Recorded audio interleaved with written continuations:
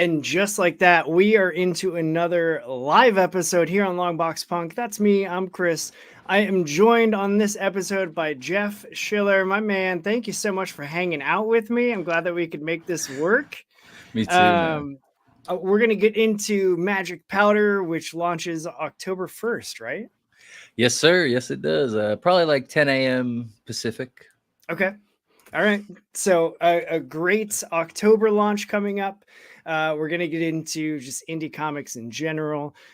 Plenty of fun stuff. I even have a question from a listener from our audience, which is cool. Shout out to Brewbaker's Muse. But before we get into any of that, I feel like we just need to start with your origin story. So like, how did you get into comics? How did you get into like making comics, and what led us here in 2024? Yeah, where does it all begin? I think my first like real hit of any kind of comic related anything was like Batman 1989.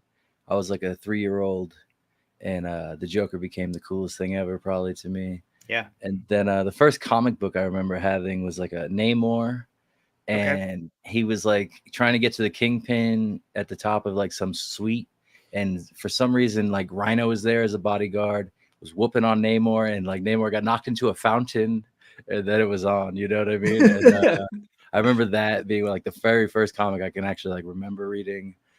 As far as like creating comics, you know, my brother was really good at drawing when we were younger, so I kind of thought maybe we would make comics together at some point. But that he got in the way of a bunch of other stuff and never really became like that kind of artist. I don't think he like even draws anymore or anything. But so that was kind of one of those things. But I've always wanted to write and stuff like that. And comics always seemed like, you know, I love movies and screenwriting, but like, you know, something about comics is like, you know, you hand somebody, they read it real quick. I don't know. I love that quick hit. Like you can tell a story fast type thing. And it's visual, and I love that about it. And, you know, you don't have to use a bunch of dialogue, because I love dialogue as much as anybody, but I don't want to be like, you know, ripping off Tarantino and all that kind of stuff, doing Mr. Pop Culture references and all that kind of stuff. I keep my pop culture references on the covers usually. But yeah, it's but that's where it all began as far as like being interested in it and everything like that. As far as reading comics, you know, I jump around and stuff like that. I was big into like Sin City. I like Frank Miller's Sin City a lot. I loved Why the Last Man when that was going on, Preacher when that was going on. Walking Dead really was the first time as like, you know, I was old enough to like go to a comic book store myself. And when the 3rd issue of that came out, I had to get it. And like, that's when I started reading The Walking Dead. And that's probably the first comic I actually was like, so I don't know what it is. Like, I love superheroes, right? Like I love Batman and stuff like that. But like, I guess it's already like I've read enough superhero stuff and I want something different. Like I read Watchmen was great. Batman Year One I love. You know, Dark Knight Returns. You know, it's fine. You know, I loved it. You know, I like Frank Miller, so I like that part of it. I love like, you know, the showdown with him and Superman. It's like, you know, Mr. You know, sellout, you know, whatever. You know, I love how like, you know, because I get where Frank Miller's coming from in some ways, and then in other ways I'm like, all right, relax a little. But but yeah, so that was, you know, but that's back in those days. These days I don't know what the hell he's up to. As far as like what got me into like actual indie making and stuff like that, COVID happened obviously, and you know, I got hooked up with the like unemployment deal where you're getting paid to do nothing. So I was like, what am I gonna do with this fucking money? I don't know if I'm allowed to curse on here. Yep. I'm not gonna censor you. Yeah, I have a problem with that sometimes. But so yeah, I was like, what am I gonna do with this money? And you know, I was watching Fargo season 4, and it sucked. And so the guy in Fargo season 4 was also on the show Gomorrah. And so my dad's been telling me, you got to watch Gomorrah. You got to watch Gomorrah. So I'm like, all right, I'll watch Gomorrah. And this is like when there was 3 seasons of it. And this is a show from Italy, if you've never heard of it, everybody. So it's pretty dope. Don't watch it dubbed. Watch it with subtitles if you're going to watch it. I think it might be on HBO Max. I know it used to be. And if not, you know, just get your pirate hat on and find it, bro. It's out there. But it's basically the best thing I've ever seen. If, you know, at least since like Deadwood and Sopranos and stuff. So anyway, so I'm watching Gomorrah because, you know, my dad recommended it. The guy from Fargo's in it. And it's like takes place in Italy in like Naples. And so you're like looking at, and it's like, you know, the projects in Naples. So it's kind of like The Wire in Italy kind of thing. But so like I'm thinking about it, I'm like, man, this was ancient Rome. and now it's this, you know. And so that kind of got me with like, what would it look like if you took like a fairy tale world like Lord of the Rings, something like that, and then built into the point where it got to like there was project buildings on top of like Frodo's old house in the Shire and stuff like that, you know. So that's kind of where it's at. So like, you know, here's a really like torn down fantasy world kind of thing. That's what inspired it.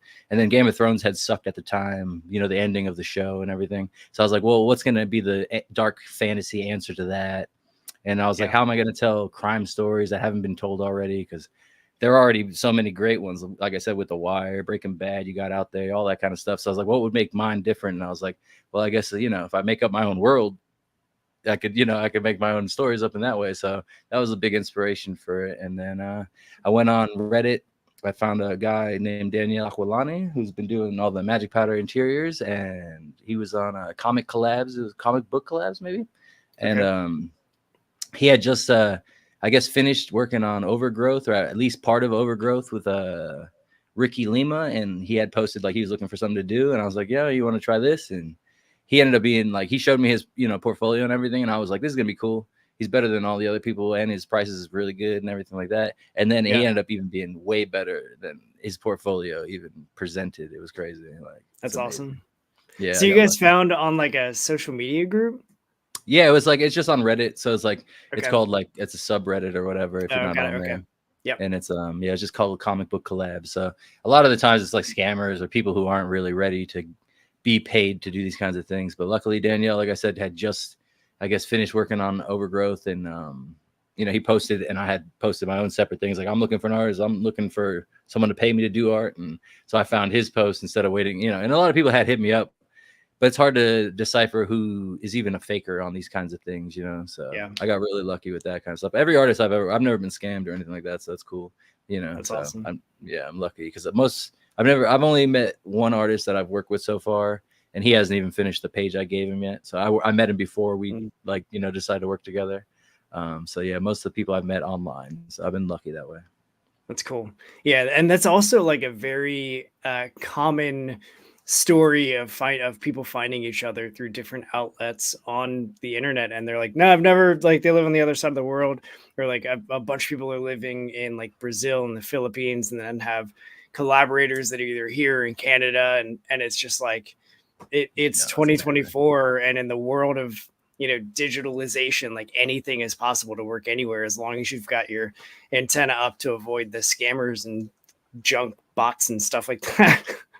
No, it's so true. And it's like, you know, I'm so lucky, like I said too, but I think a big part of it, like you said, is timing. Because like, you know, if I was 20 years earlier, you know, I wouldn't have that access. So like, and I guess that's also why I'm 38 and I'm just starting, you know what I mean? Like, I guess I started at 35, you know, because like around town, I would try to work with people. There was this guy, Derek, I tried to work with, and I don't know what we were really going to do. I don't remember the exact like idea at the time, but it was just like, he could do some dope art.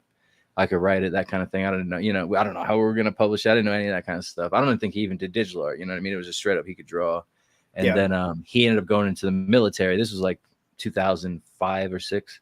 And then this other guy, Spencer, I tried to work with, that was, you know, from Vegas also, and around the same time. And, you know, everybody's just busy doing other things. And I don't know if he even really could do like the sequential work, you know what I mean? But I knew he could do cool stuff. But yeah, it's just really hard to find local people. So like people who have been making comics all the years that got us to this point, like, I'm glad they did, because like, you know, now we have social media and stuff, and I can break in this way. It's you know, it's tricky, but I'm glad it exists. Yep, for sure. It's still wild to me. Like I talked to a guy in Australia, and he was like, yeah, I was doing, you know, like there's this guy on Twitter, and I figured out like we knew each other, and then he was like, yeah, I did this like one page in his anthology, Starless Daydream, whatever, and I was like, are you kidding me? Like, I have that book. And he was like, yeah, man. That's awesome. And I was like, dude, shut up. Yeah, he was like, you know, this scene here, like, mine's the next page. I was like, get out of town. Like, this is freaking wild. It's a small world. I love it. Yeah, like I love stuff like that, because it can feel like social media in the bad corners can feel very just like isolated and garbage. and it's like, what am I even doing? Like, I'm just shouting into the void, and maybe someone will hear. But And then, you're getting hit with ads while this is yeah, happening, you know? yeah, and Mhm. like you get the bots. Like, if you want more followers, it's like I don't need you to remind me that I have no Yeah, idea, like really. no interaction. But then the more that I get into like the indie comics community on like both Twitter and on Threads and even a little bit on Instagram, like the further I get into that, the further that I see it's just a small freaking world.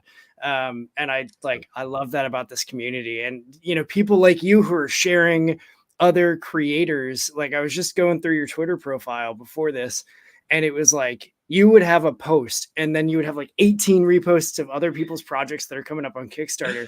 And it I was try like, to keep it to man, like 3 or 4 between posts, but yeah, like I try because I don't wanna like, people to think I don't post either. Because like right. sometimes people follow you and you go to their page and it's all reposts. Like I wanna see Yeah. your personality too, but like, yeah, I do repost the crap at everybody, and I try to like, because a lot of people do follow me, so I follow them back, but it's like I try to spread it out and like share the love for Yeah. everybody because I can't just be one person's cheerleader, that kind of thing. But Yep. I love everybody's stuff, man. It's like it's hard to without drowning myself out at the same time. But yeah, I'm Yeah. glad, like, at least you recognize it. So at least I'm doing something out there. Yeah, I just think like people that are part of the community and that are making great comics, and the more collaboration that can happen, the cooler comics are going to get made, and like the better we're going to have for like a market for indie stories coming out instead of just being squashed out by the big two. Yeah, And like it takes everybody to get slightly like emotional and philosophical. Like, we're all in this together, so no one else is no, going to help definitely. us but us. So Yeah, it's a um team effort for sure. it is. So let's talk about Magic Powder. I am a fan of this series. I love crime, and I love that it's set in like this fantasy realm with trolls and with ogres and orcs and all of this stuff that you've created. So like, how did you? I mean, I know you already mentioned the Gamora and telling a crime story in a different way. Um, had you thought of this story before then? Like, did you have a natural bent to write something that was crime related? So the very first thing, I think it was probably like 2019. It was before COVID, and I remember maybe it was a dream I had or something. But I remember sitting and like thinking about like an elf on a plane as a hitman with a sword next to him and stuff like that, which is like page 12 of Magic Powder, which is like still probably my favorite page. Like I have it as it's like my business card. That's awesome. Um, yeah, I love this. Yeah. That so that moment came to me probably like 2 or 3 years actually before Magic Powder came to be. But I was writing screenplays at the time, and I always skew a little to the crime genres and stuff like that. Even like what I would Mm. love to watch and stuff, outside of like comedy, obviously.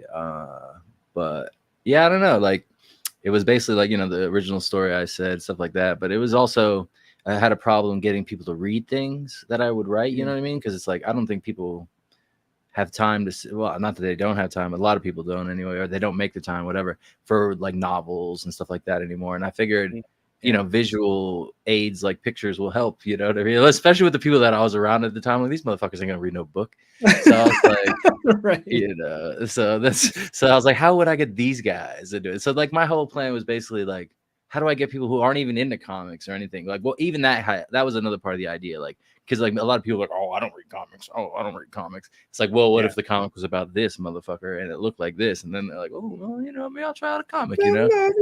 yeah, it's like, hey. So like, yeah, I get that. Like, so I like that a lot. Like, that's a big thing for me is when I get a Kickstarter backer and it's their first back book, and I'm Mm. like, yeah, that's right, motherfucker. I brought you in now. You fucking man. You're Yeah. welcome. Yeah, it's like, yeah, I just pulled you up. Yeah, like, yeah. So like I'm fishing for these guys.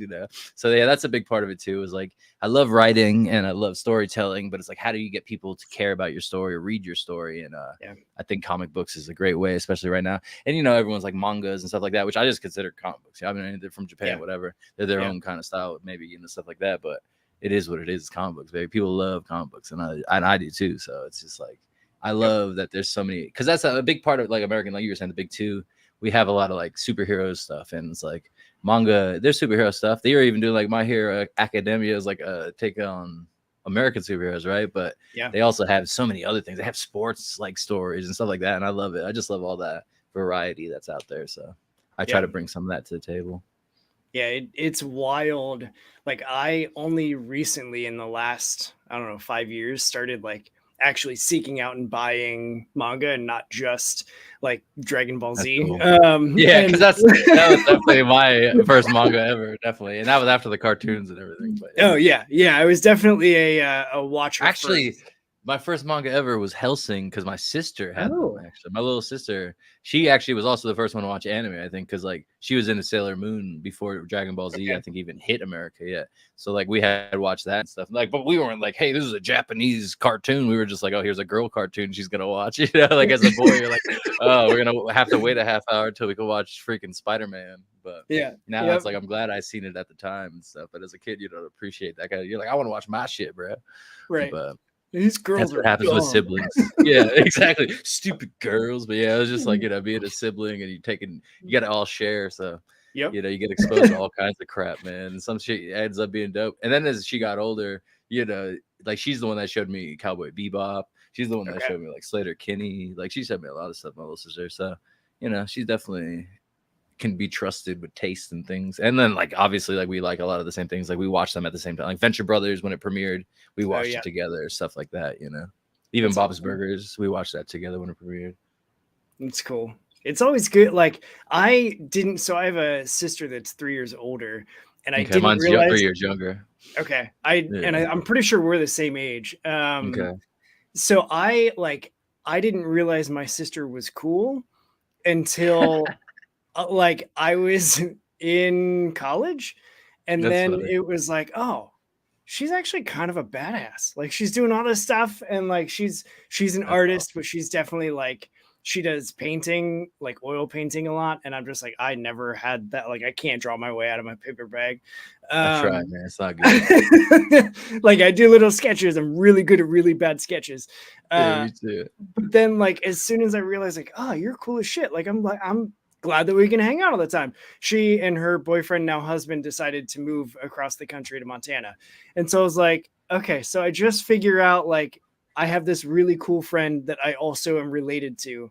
And then you just leave and all right, that's cool. Thanks a lot, sis. It's like, so me and my sister, I don't know. I don't know. I never really thought about it like that. Like eventually, it was just the thing. I don't know when it clicked, I guess. But like, yeah, I guess when she was younger, I wasn't like, oh, she's cool or whatever. But as at least when I was in high school, I was like, she's cool. She was always like, basically, like we were best friends, basically. So in a lot of ways, anyway, at least in the family, anyway. But what happened was actually once COVID happened and stuff, she moved back to New Jersey to live with my mom for a little while because my mom needed help and stuff. So like my sister was gone for like years, and then around June she came back.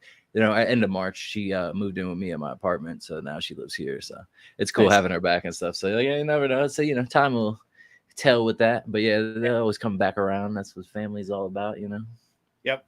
Yeah. I'm looking for now. She's doing like competitive bodybuilding. And like, okay. It's insane, man. Like she got some medical stuff back and they were like, hey, your numbers aren't great. And she was like, I need to make a change. Cool. So she like completely got sober. She changed her lifestyle, started going to the gym every day, and then changed her career path and got into like personal training. And like, it's just that's what my really brother awesome. does. That's funny. So, like, my brother's 3 years older than me. So that's funny. Okay. Like my brother and my cousin are personal trainers, but my brother got my cousin into it. But like, yeah, he's been doing it forever. Like he used to do it in California, now he's been doing it in New York. I think he even owns his own studio now and stuff. Oh wow. But that's awesome. Yeah, so it's funny like how similar they are. Oh, man. That's great. But yeah, she'll be back in town end of October, and she was like, you're gonna come to my show, right? And I'm like, and see you like flexing in a bikini, yoked out like right. I mean, that's the thing, is the clothing isn't what your brother wants to see you wear, like whether or not it's your sister or your brother. Like I don't want to see my brother wearing a thong or my sister wearing a thong. So yeah, she was like, we'll be so small on stage, you're not gonna even know it's me. Like it's not that big of a deal. And I was well, then why would I go then? That makes even less sense. I was like, if I need to take my mom, like so that she can go there because she doesn't drive, like all right, I'll drive mom and we'll go. Yeah, she probably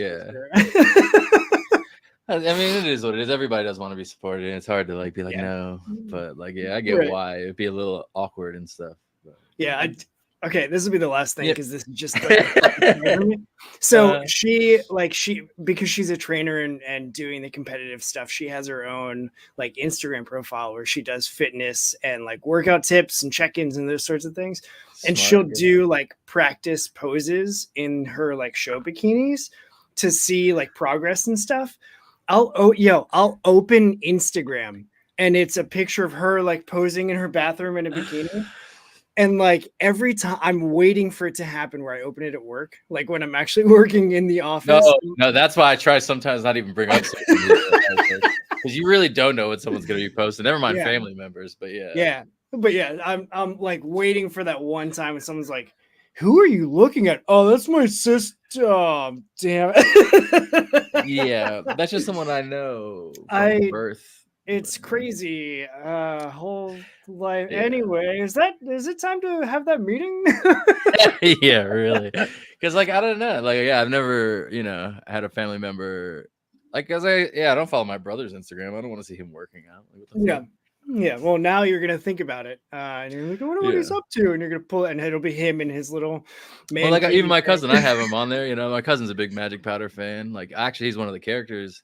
He showed up in issue 5, and he'll be in issue 6. But he's like the one that got, he's a person's friend. And like sometimes he'll post stuff, but it's like at least he has fully clothed and stuff like that. Like damn, I've never seen him in his like underwear, like flexing or nothing.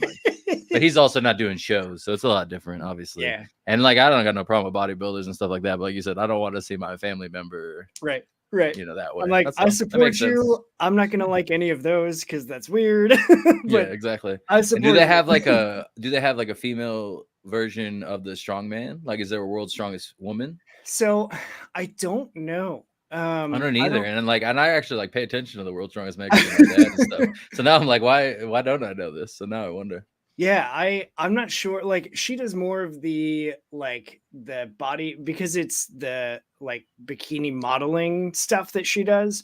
Okay. They're paying attention. Yeah, she's not like a power lifter. She's like a bodybuilder. It's totally different, obviously. Yeah, she's not like on stage lifting weights and stuff. She's just like flexing. Yeah, showing what muscles she's built and stuff. Yeah, no, I get it. Yeah, totally. So I just wonder that now. Yeah. I have no idea. Now I have some homework to do. Yeah, me too. So all right, so we got into all of this talking about how great manga and Dragon Ball Z is, but I want to talk. So issue 6 is the final issue in this first full arc of Magic Powder, launching October 1st on Kickstarter, which is linked in this episode description right now. So you can just go and click it and it's super easy for you to find. So what can folks expect from this final arc issue? Well, it depends. Like if you're already at issue 5, you kind of know what to expect. But if you're starting from the beginning, the whole arc is basically called The Librarian's War. And the librarian is this elf guy who's kind of somewhat like, Bryan Cranston in Breaking Bad, sort of like a guy who's just a normal everyday guy. He's a librarian, not a teacher, but he works at like the Library of Sorcery in the elf country, so he's and magic's not very popular anymore, which is explained eventually in the Elf with No Name why. But so anyway, this librarian, he sees that the Dwarf Father is having problems on the news basically, and he's like, this is my chance to like break into the drug business essentially. And so that's what it's all about. The 6 issues are what this guy does to break in, how he tries to like maintain a relationship with these people or start a relationship with these people, and if it works out and he continues or not. That's awesome. So I know that like in the Kickstarter pre-launch, you're setting up that like it's got the Dwarf Father, it's got the librarian, it's got the mask. Mm-hmm. I couldn't read my stupid chicken scratch. I have that problem. Do you, of those 3, do you have a character that's your favorite to write? I guess dialogue wise, I like writing the librarian. Like Ja is fun because he just talks like a like a posh kind of like douchebag. Yeah. And like that like an uppity yuppie type dude. So it's kind of fun to write him. Like the mask I like writing just because like she's no nonsense, that kind of thing. And Dwarf Father, he's super fun. Like I don't know. Like I never, it's hard to have a favorite really. I'm not like, I know George R.R. Martin when he says he's writing certain characters and he gets bored. But it's like, man, I don't know. I'm more just excited. to get everything to y'all. So it's like, yeah, when I get there, I'm just having a good time. I'm trying to think, like, is anyone more fun to write? Like, they're also like brutal and do whatever they want, so it's all fun. I don't know. Like, there's certain characters. It's fun to even write like because at the beginning of every issue, there's a guy named Breaker skating around or like getting high or snitching on people, possibly stuff like that, doing spray painting and street art and stuff. So that character, he's totally different than everyone else. I feel like he's not really a part of the world of drug cartels. He's just a drug addict. Yeah. And even he's super fun to write, like coming up with ideas of how to make him fit into the actual story and stuff. So I think it's more like seeing them come to life. Like, which one I like seeing the most is definitely the Mask, though. Okay. That's yeah, cool. But at the same time, I can't say anything. I know we're in that like delicate balance, right? Yeah, I was like, can't finish that sentence right now. Fair enough. Yeah, no, I do love the poshness and the uppityness of the librarian, because I don't feel like it always like stays true with his actions as well. And so like exactly. There's a weird dichotomy to him that I like seeing. And then like you mentioned the skater guy at the beginning, that's just he's always around, and I'm always waiting for him to do something else. Like every book or every issue, I'm like, all right, what's he going to do this time? Like it. And I like that fun, creation with him of just like playing around with what he can get into to impact the story. And also like without being one of the major players in the scene as well. Yeah. That's cool. So yeah, you're enjoying that. Yeah. I man, like, it's not just like a lip service. I had a blast reading the first 5 issues. And then when I saw the Elf with No Name expansion like spin out, and I love seeing more of that world. And that one feels very Western, which is complete, like it's a different tone than the main story, which I think is cool. Yeah. And so like leading into the question that I got, it's one that I was going to ask anyway. But Brubaker's Muse is curious, like how far are you going to be expanding the Magic Powder universe? Like, do you have plans for other spin-off stories? So a lot of it depends on like finding the right artists and having the money to pay those artists. Yeah. So otherwise I'd probably already have a lot more going on. But one thing for sure that's in production right now, my buddy Chris and I are working on a Magic Powder game. Oh, cool. So that'll be on like Steam and hopefully PlayStation Network, Xbox Live, all that stuff. Hopefully Switch even. So that'll be... The idea is basically going to be you'll be the Dwarf Father during the comic, and how you play it out, will be different than the comic or won't it be? It's up to you, kind of how you play it. So that'll be cool. We'll see if we ever get there. We've been working on it a while. It's changed a couple times and stuff like that, but it's only him really working on it. And then I just have to, write the story. So that's one way I want to expand it. But that won't really expand the story too much. That's more of like, it'll be canon, or you go some, offshoot non-canon stuff.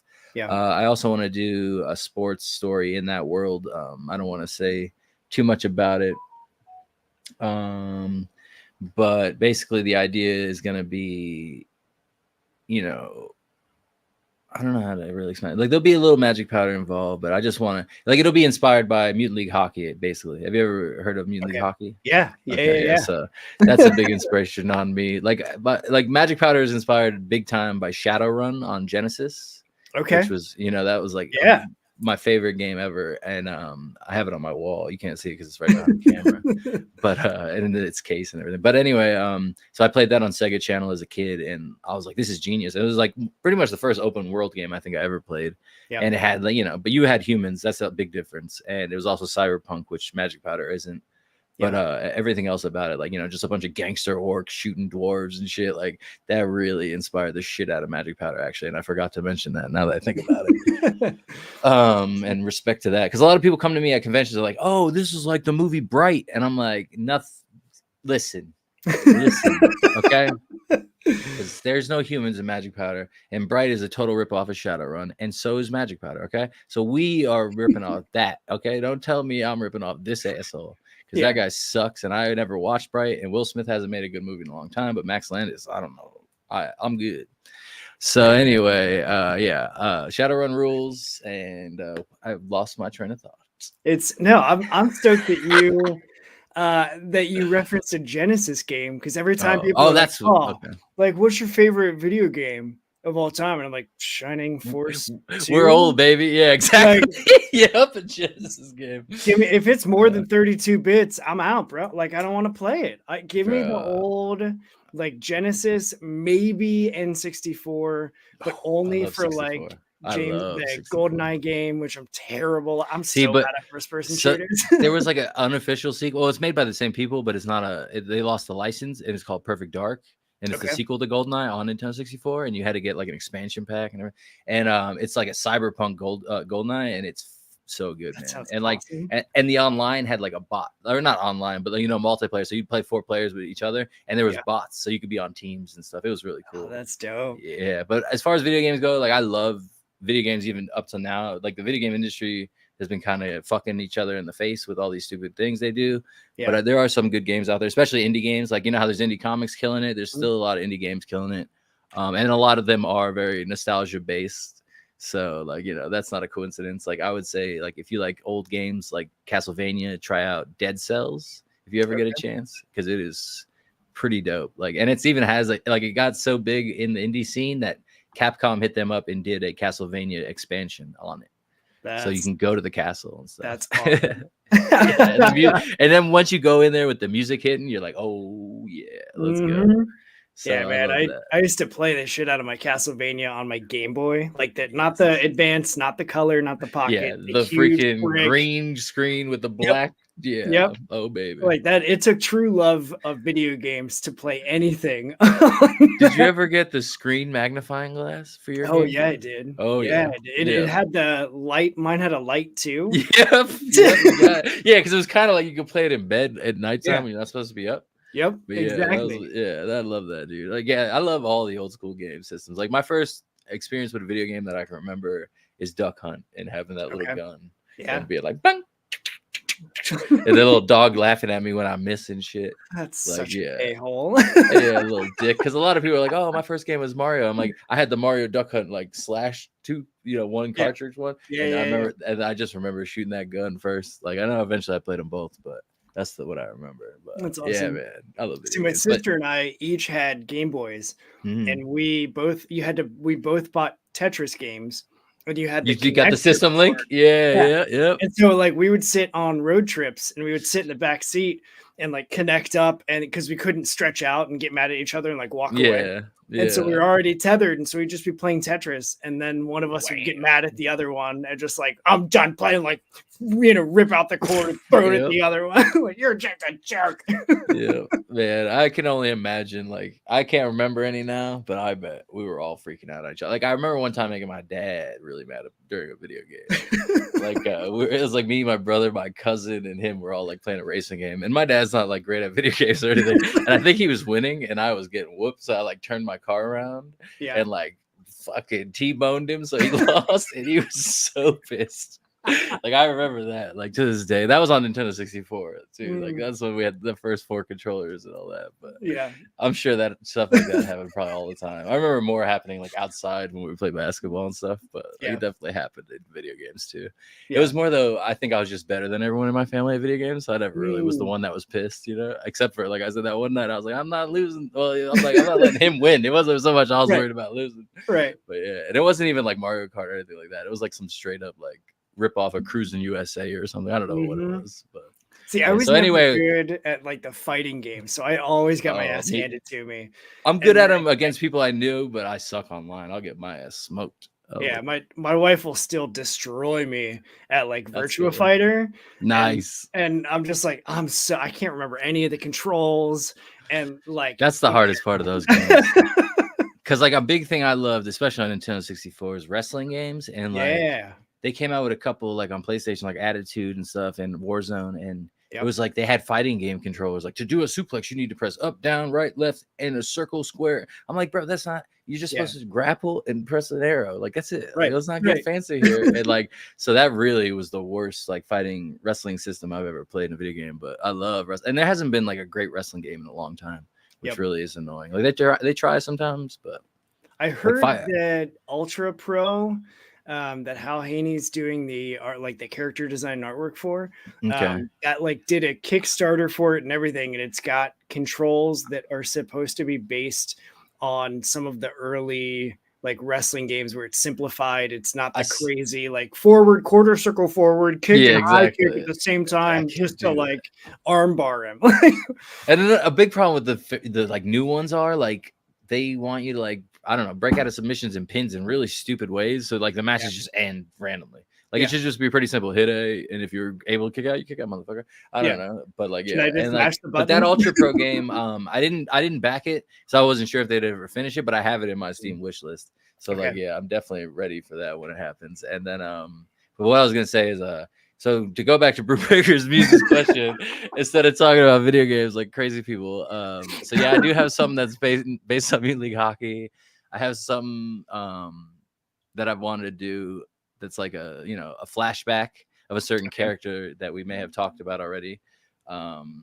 That's kind of old, and he but I don't know like if I want to do the flashback while he's alive in Magic Powder. Maybe I want to like people miss him, and then I'll do that. Otherwise I kind of want to do like a board game, stuff like that, video games, but like as far as the story, like Magic Powder is gonna really like the story itself. This is just kind of like the prologue, so like where it's going now, like the story itself is going to be huge. Like I already have like 5 fucking arcs planned and everything. That's awesome. Yeah, it's just a matter of like time and how long it takes, like so there's sometimes I think about like maybe splitting it into like this A story, B story, C story, or 3 different comics. I don't know, but the fun of it to me is having all these characters, not knowing who's safe and stuff. Yeah. So, but as far as that goes, I'm trying to think. Like, I feel like there's another like flashback. Like, I kind of wouldn't mind doing like showing how the elves became, who they are and stuff like that. But I kind of also don't want to be like Mr. Explain Everything. Like, I was gonna say there is a certain level of charm to it of like not knowing everything about every race and every character and every like I don't need to be as a reader spoon-fed with like any story. Like I think being just dropped into a world that's fully operating and happening and real and just okay, this is just how it is. Like of course they're selling like fairy dust and like, makes sense to me, mother. Read between the lines, I guess. But yeah, no. And a big inspiration on that kind of storytelling was the Dark Souls games. And like the way they just like, hey, bro, you either figure this out or you quit in 20 minutes or an hour and you don't even get out of the first level. Yeah, I'm a rage quitter. Yeah, and it's fine, man. Like, because when I seen my friend, I had a roommate named Matt, and he was playing Dark Souls 1. And I was like, bro, you're an idiot. Like, you really play this game for like 3 hours, 6 hours, whatever it is, and die, and you just go back and you lose everything. And he didn't really explain it well enough because that's not exactly what it is. Yeah. But then eventually, like by the time Dark Souls 3 came out, I was getting into Berserk and I played Bloodborne, and that was the most insane beginning to a game I've ever played as far as difficulty and what was happening combined. I was like, yeah, and it was amazing. And so then I got into Dark Souls and all these things, but then I can't find my friend Matt. Like I haven't been able to find like a number for him. He doesn't use social media, and I just want to be like, man, Dark Souls was dope, man. You were you were ahead of it. Yeah, you fucking knew, man. Like, oh man, I feel so bad. And this is years now. Like it was like 2018 or 19 I got into Dark Souls. Okay. And like I've smoked them all now, and like Elden Ring was dope, like all that stuff. And it's like, so like, yeah, man, I'm like, man, I wish I could tell Matt. That's it. Like, just sucks. It's funny though. Like so the guy that used to smoke me at like every fighting game ever, because he owned every system. I only had my Genesis, but he had like all the Nintendos, he had all of the PlayStations, he had all the everything. So any game that's the best kind of friends to have, bro. It is. And then like it gets better because he went to get his master's degree in West Virginia and like got married, moved out. And his parents were like, hey, we want to turn your room into like a little gym for us. So like, can you get your stuff out of here? And he was like, well, I'm living in like 1-bedroom apartment with my wife. I can't take all that. Hey, Chris, do you want all my video games and stuff? And I was like, Yes, please. like all of them? He was like, yeah, just all of them. And I was like, all right, yeah. And so I showed up at his parents' house, and his dad was like, if you didn't take these, I was literally taking these to the mall to sell everything. I was like, are you At least kidding? he wasn't gonna say throw them out. At least I thought he was gonna say throw them out. Like, come on. No, like he knew that there's money in all the stuff that he has. Yeah, for real. So, but yeah, I inherited like way more systems than I ever even know what to do with. And even though I've got like a bajillion games now, I still just play like Turtles in Time and Chrono Trigger. I almost bought 2. that arcade 1-up thing of the Turtles, you know, just because even if I wasn't gonna play it, I'm like, it probably look cool. Just having it there. Just having that cabinet would be sick. Because that one of the X-Men, or maybe even the Simpsons one, those three are like, because I love them side-scrolling beat 'em ups. Like, there's not enough of those anymore. Like, they got to be easy to make. Like, I would love a magic powder of that, where it doesn't even make sense, and you could be all of the characters, and you're just beating up whoever the fuck. Like, I don't even care, but like, I want to play that with all my characters. Like, that'd be dope. So if anyone out there wants to make a magic powder beat 'em up, hit me up. I'll play it because I love sides. I think everybody who reads the comics, I guarantee, would be into the game too. Yeah. So yeah, let's go. But and like it would just be because another thing is like Dragon Ball Z Fighters, like one of the newer ones. Man, they like the way that game is. I'm like, man, it would be dope to have like a franchise that gets that big where they'll make a game like that for you. Because like I can imagine like a combo where like Dwarf Father throws like 3 and then he like just pulls out his fucking sledgehammer or warhammer that just nails somebody. Like, oh, dope, man. I'll Undertaker from like the Royal Rumble the game. Arcade WrestleMania. Pull out the tombstone. Yeah, dude, just nail him with the tombstone. Yeah, they all had dope ass weapons. Oh man. Yeah, so basically exactly that. I'm glad. Yeah, you know what I'm talking about. Yeah, it's amazing. Genesis, man, it gets the people going.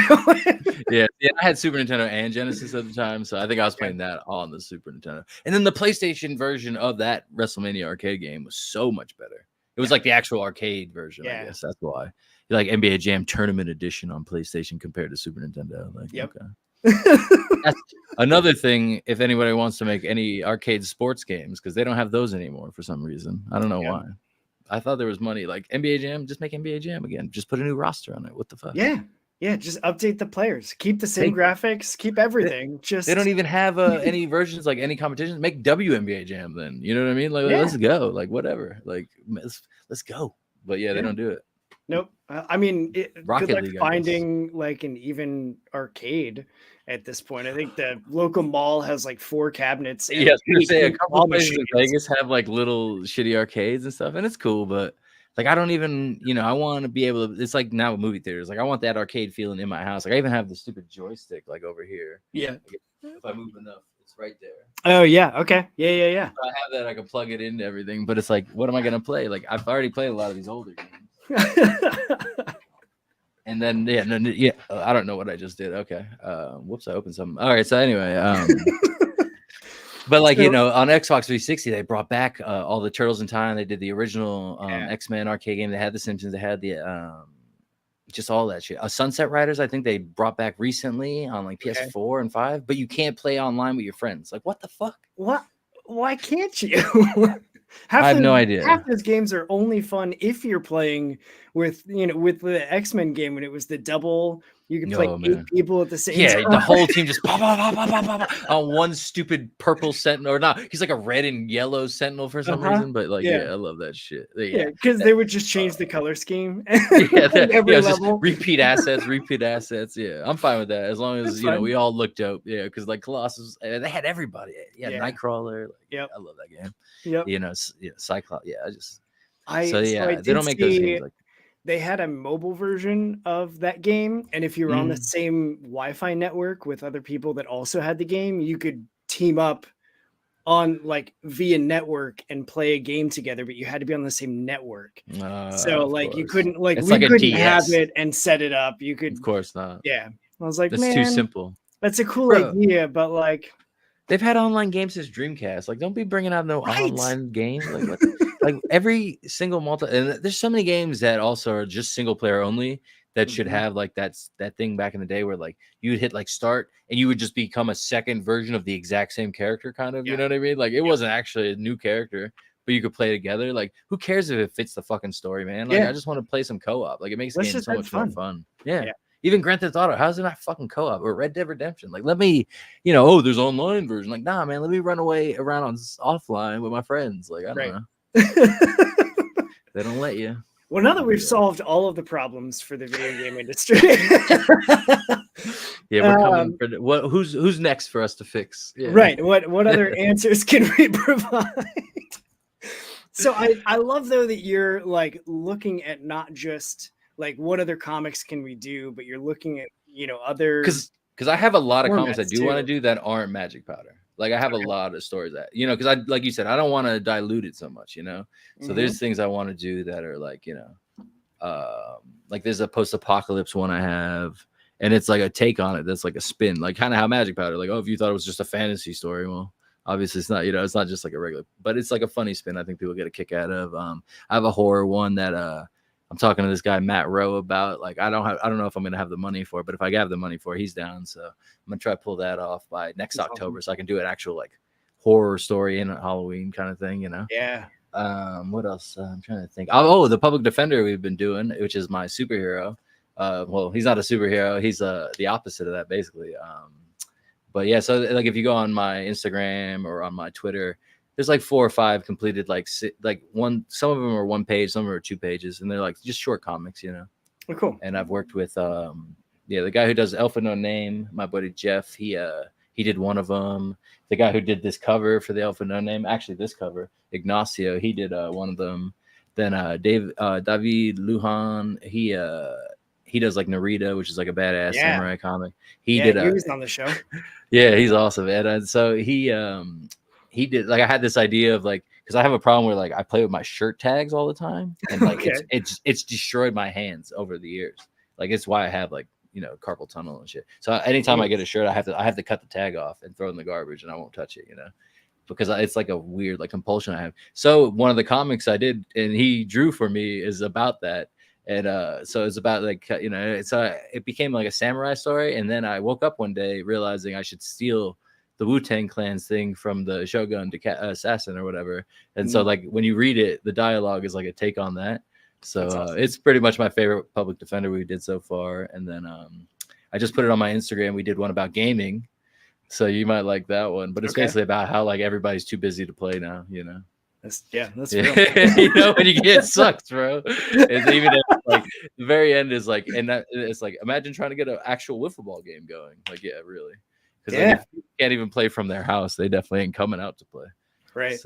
So what are your socials? Like, how do people find you? I'm Jeff Schiller, as on Instagram, Blue Skies, Twitter, and I think that's all I really use. And if you want to get on my Discord, just hit me up. I have a Magic Powder Discord, and we all just shoot the shit in there a little bit. And like the artists who have all worked on Magic Powder, they're in there. Certain people, like if you see the thank you pages, a lot of those people are in there. They had, like we're all just kicking it in there.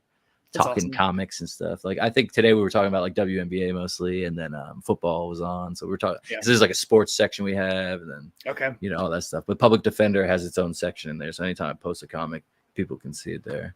Because eventually I'll probably print it, but for now I just post all of them. Like that's awesome. There's no rules. I don't know. I don't know how. There's no real like marketing strategy to this. I'm just like, oh, the artist finally finished this one. And in this case, like the gaming one, the guy Lucas, he knocked it out in days.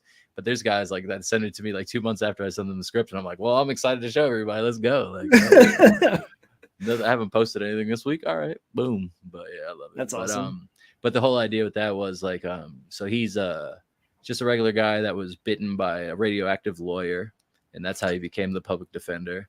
Awesome. And so and so he has like, now he looks like a superhero because of that, but he doesn't have any powers or anything. But like when people try to like rip off his like Raphael looking Ninja Turtles like eye band, it's like his skin, like it like pulls and stuff.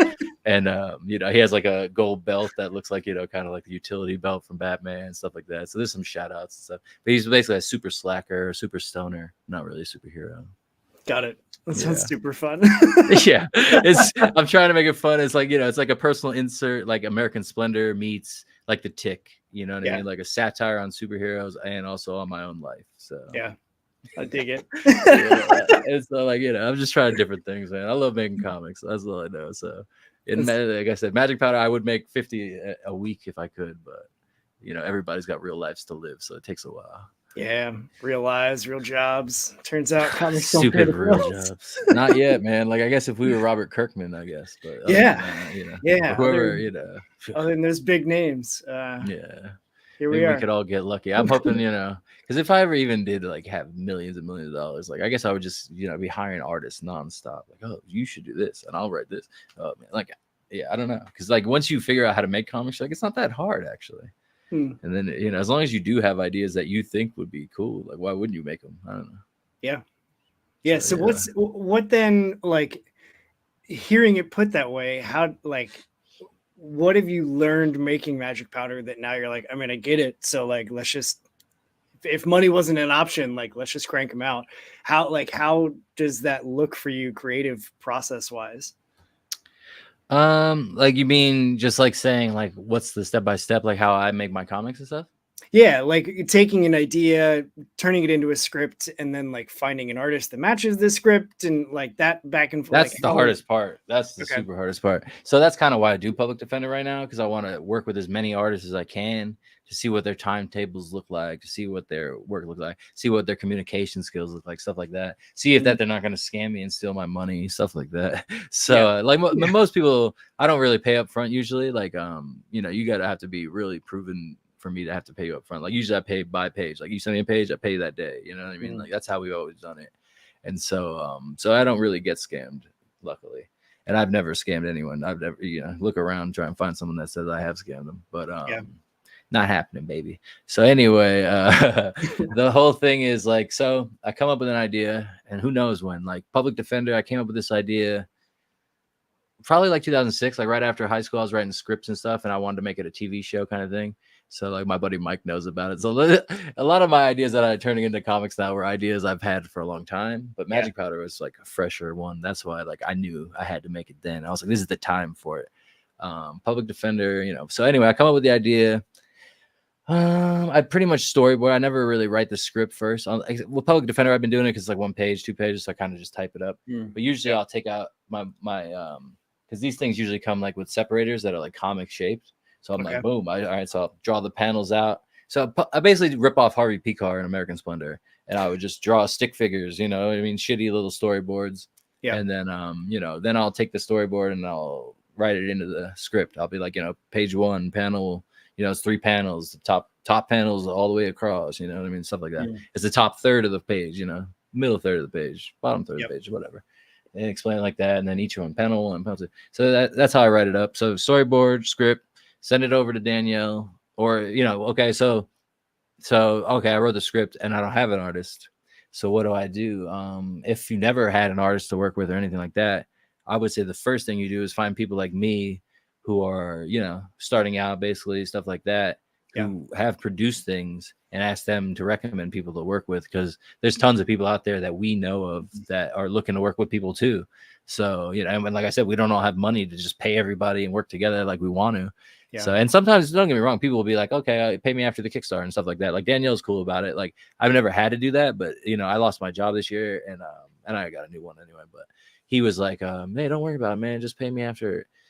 And I never came to that because my budgeting was set up right, Yeah. But if it ever did come to that, luckily, I guess once you make a couple comics, maybe people will think they can trust you to make something that'll make that money. Because like, say they didn't write or draw your comic, and then it didn't fund, and you don't have the money to give them, then everybody lost that on that, Yeah. So they get it. Most artists will not work for free in my experience, but they will maybe work on spec. So that's cool. So anyway, you got to find the artist. So like I said, maybe contact other people who've made comics. Don't just, because I didn't do that. Like I said, I went on that comic book collabs Reddit, and I got lucky, but that place is a shithole now. Like that was 3 years ago. Reddit's changed a lot since then. The bots and the internet have changed a lot since then, and stuff like that. And there's supposedly like 1 or 2 scammers on there that like have gotten multiple people and stuff. So not that you shouldn't go on there, but if you do go on there, like cross-check every name and reference you get on there, and then go to other social medias. Because not if you're real, trying to promote yourself, you have more than one social media, most likely. So make sure they confirm they're real. Because a lot of people can just take my art and pretend to be me, whatever. How hard would that be? And you wouldn't know it unless you contacted the real me. So Yeah. or Danielle or something.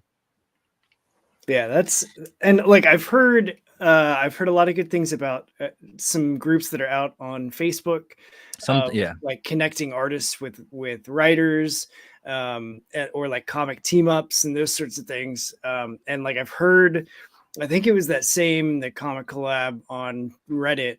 Probably. Because like I've never understood Reddit. I've tried it, and I'm just like, It's set up in a way to don't kick get you it. out of it. It's like it's a setup to push people away. It's really stupid. It's one of the worst social media setups ever. Because like a lot of those things, you'll go to post something and it'll auto mod delete whatever you posted and tell you not to. You Yeah. broke the rules, man. It's like what? How dare you? I posted a comic in the comics thing, and I'm breaking the rules. Yeah. Okay, Yeah. that makes sense. I'm Got sure. it. All right. Whoever made this rule, I'm sure is a really logical person. Yeah. So anyway. So all these control freaks are on Reddit. That's why like Reddit mod is like a slur on the internet, because like, you know, if you're a mod of a Reddit and it ain't just like a personal Reddit or something, you probably have no life whatsoever. You're like the RA that never like wanted to stop being an RA, and you just want to bust the kids that are trying to have a good time and coming in after curfew, and it's like you're the narc from the military police. You're all those things. You're Richard Jewell without the Olympic thing. Like, so you're not even helpful at all. Like, yeah, just stop it, bro. Stop trying to tell people how to live their life, especially on Reddit. So anyway, so Reddit sucks, blah, blah, blah. But that is a good little, that place is not over moderated. It's almost under moderated, which is why people get scammed. But I would rather have that where it's like, use your own fucking brains as opposed to having some idiot tell me how to work. So, yeah. And then what else? So another good place to find people, like I said, Twitter. You hear nonstop bad things about Twitter and stuff like that, but I've been on there so long, I guess like I'm already like embedded, and I've had everything so curated that it's like I don't see stuff I don't want to see, and people do somehow still pretty much see my stuff, but it's like I have 8,000 followers or whatever the hell it is, and so it's like I'm not really getting more followers since this idiot took over. Like at the time, I was going up. Like once the comic came out, till before Fucko took over, it was like, I don't know, I was probably like 5,000. So I probably got like 3,000. Like every couple months I was getting like 1,000 fucking followers. And then this asshole comes in and he killed all of us, you know, as far as like spread goes. Like I still got like at least the people who are in still, but it's hard to get new people. But I do, you know, another trick I would say is, this is a later thing, but if you're running a campaign on Kickstarter, when you wake up in the fucking morning, you go on Twitter, you type in "I just backed" into the search thing and look at every asshole who backed a Kickstarter and just start following them. Don't even matter who it is, because if they end up being like one of these scumbags you want to unfollow, you just unfollow them. You know what I mean? Don't even care. But just follow them all. And like I'll say, most days, especially if you have something that's worth being backed, these people will look at it, and you know, you'd be surprised how many people are my friends now or my readers and stuff like that, because that's how I found them. That's wild. I mean, as somebody that I got the email, I think 1.5 years ago of like, you're a super backer. I was like, cool. What does that mean? And they're like, you just back a shit ton of stuff. Like, you fucking support the community, baby. And I was like, got it. Cool. But a lot of it is the like either campaigns sharing other campaigns that are happening in like the updates. Those help a lot, because usually take like the territory from Blake McCarthy, another post-punk. He would share other kaiju campaigns because his book is about post-apocalyptic kaiju. So like his other promotion's huge. Like check these out. And then it was just like, oh shit, like those all sound dope. I got to get all of them. And so then I would back them, and then they like similarly. This is why you're a super backer, baby. And like that's what happens. And so now definitely my budget now has like a special like indie Kickstarter campaign thing on the budgets, because if I don't, like, I'll just back everything. And like I tapped out in September on like the 17th, and I was just like, I can't keep doing this. I have to stop this month. So look out. October.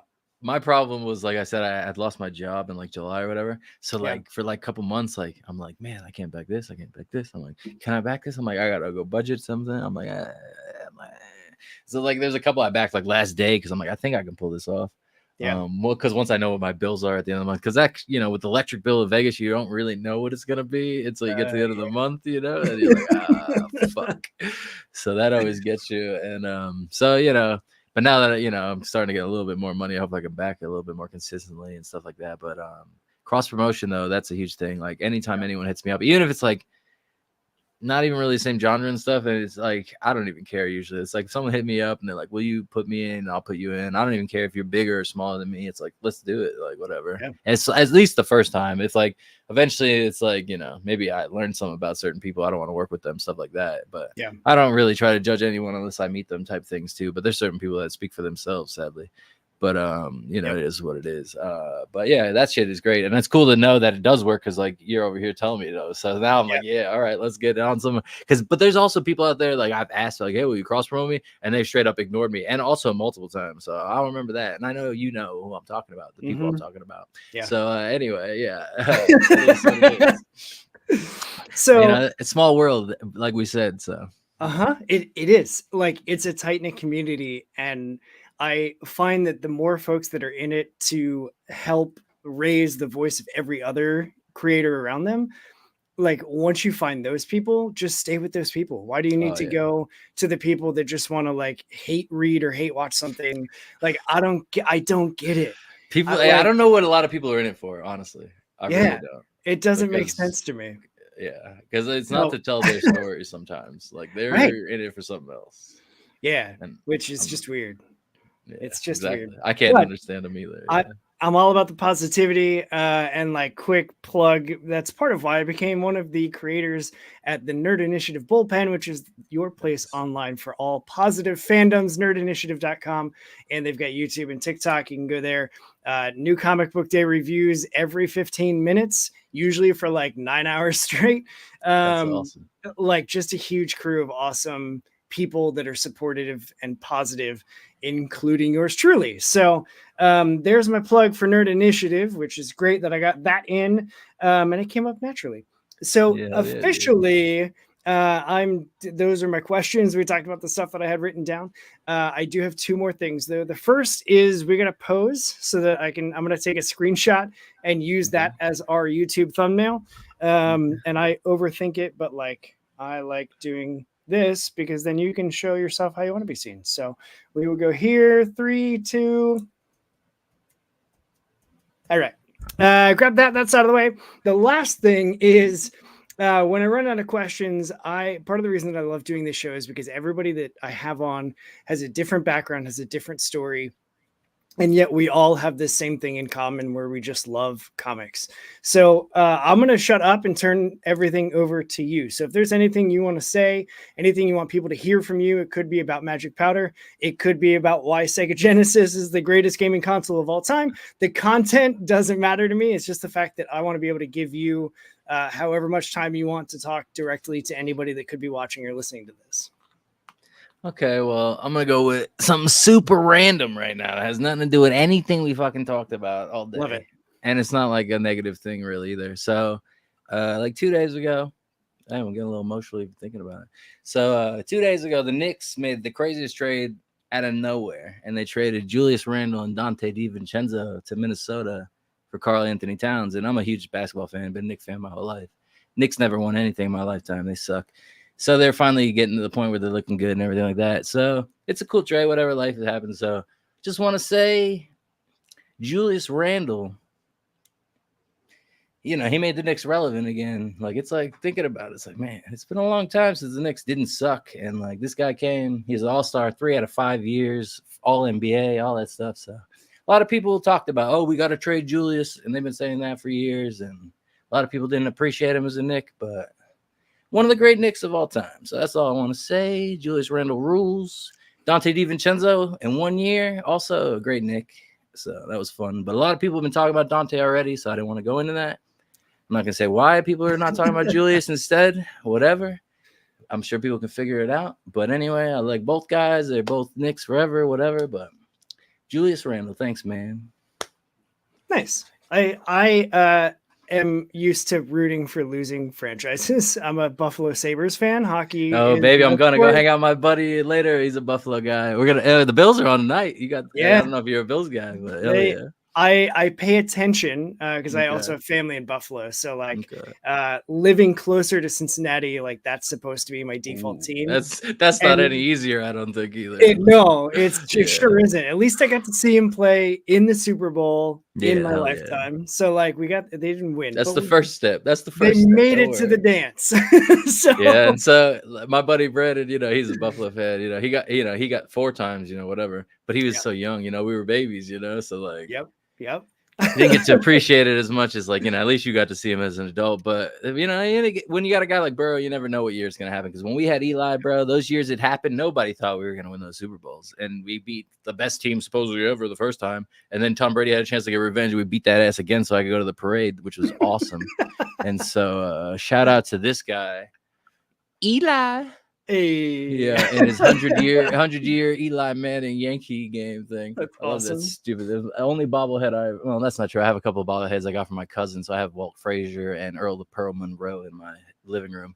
Okay. But yeah, anyway, Eli rules. Yeah. So like I said, though, when you have a dope quarterback like that, like Burrow, yeah, that's why he got you to a Super Bowl, basically with no offensive line. He got hit more than anyone that season. It was embarrassing. It was always like, if we had the Super Bowl itself did not go well, but yeah, but that's all right.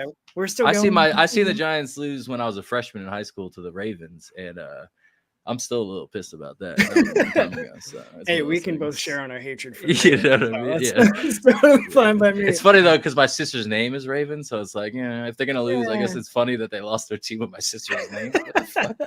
Like that's some random shit to happen, and like that team didn't exist when she was named Raven, So like it's just crazy. But and that's another thing I forgot to mention earlier. It's like when you see like on my things, it says like Schiller twice. Yeah. Like because my sister does all like the graphic design and stuff. Oh, nice. So yeah, like it says it on the title page and stuff like that. But that's awesome. I just figured I mentioned that when I was like, oh yeah, all the stuff I do with my sister. I'm like, oh yeah, well we also make this comic book we've been talking about. So yeah. Hell yeah. Well, siblings for the win, retro video games for the win, and neither of our sports teams for the win. Yeah, no, that's it. That's it. That sounds like my whole life right there. Summed up in about 3 seconds. Yeah. I love it. Well, dude, thanks so much for coming on and hanging out. I appreciate your time. Thanks for accommodating me, because I know I called a couple audibles on you real short-term time. So that is quite all right. I luckily have an understanding wife. So she was like, just do it, whatever. Like, whatever. We're going to be here. So tell her I said thanks. So I look forward to a successful, quick launch of Magic Powder 6, October 1st. Again, it's linked in this episode description so that if you're listening or watching this in October, you can just tap expand and tap it. You don't even have to think, and you just 2 taps and you're there. Check out the campaign, back it, get in on it. You can do the catch-up tiers, which is what I had to do when I backed issue 4, I think. So I got the sweet trade, and then issues 4, and then I've gotten 5, and the Elf with the No Name in, and now I'll be getting 6. And I got you hooked, boy. That's you sure did. Yeah, you sure did. There's a handful of you that I'm like, damn it, you're all right. Yeah, no, take my money. That's fine. But I will recommend to other indie creators, if you do have a good solid team, to keep it going. Like do a longer term thing. A lot of people recommend do short term, maybe do short arcs, but try and maybe do like a story that, because like people like a name recognition, you know what I mean? Like, and I'm not talking about my name. You know what I mean? They say that Magic Powder, like, all right, let's rock. You know what I mean? Like, so when you make, a brand of some kind, I don't know. Because like I see a lot of great indie guys, like when I started out and they made something cool, but then they kind of pivoted to something else, and like the audience didn't pivot with them. You know what I mean? And that's, don't pivot too early, I guess is what I'm saying. Yeah. Yeah. And there is something to be said about like having a pulse on what your readers want. Yeah, definitely. Big time. Like, that's another thing. Actually care about what they want. Yeah. A lot of people don't. They're like, I just write for me. I'm like, well, then why would people pay you? Right. But okay. Cool. Good approach for you, I guess. Yeah, exactly. I'm glad. You're asking for a lot of money for a guy who writes for himself. That's all I'm saying. Right. You could do that for free, You don't have to spend anything or any, like, all right. just saying. I mean, I know you're saying what you're saying, but is it what you mean? But yeah, Right. that's how they are, you know. Everyone's like, oh, I write my stuff. But it's like, yeah, Magic Powder was 100% like built in my mind as something for the like Mortal Kombat's part of the inspiration. Like I wanted to see people outside of my like because I remember walking into the arcade the first time I see Mortal Kombat and it was a line, like it was a fucking roller coaster. Yeah. And I was like, how did they do that? You know what I mean? And so a lot of that, like, oh, they took Terminator, they took, you know, all these like things like Bruce Lee, they took, you know, all these great, and they put them into like this crazy fucking gory thing. And I'm like, well, I could do something like that, I guess.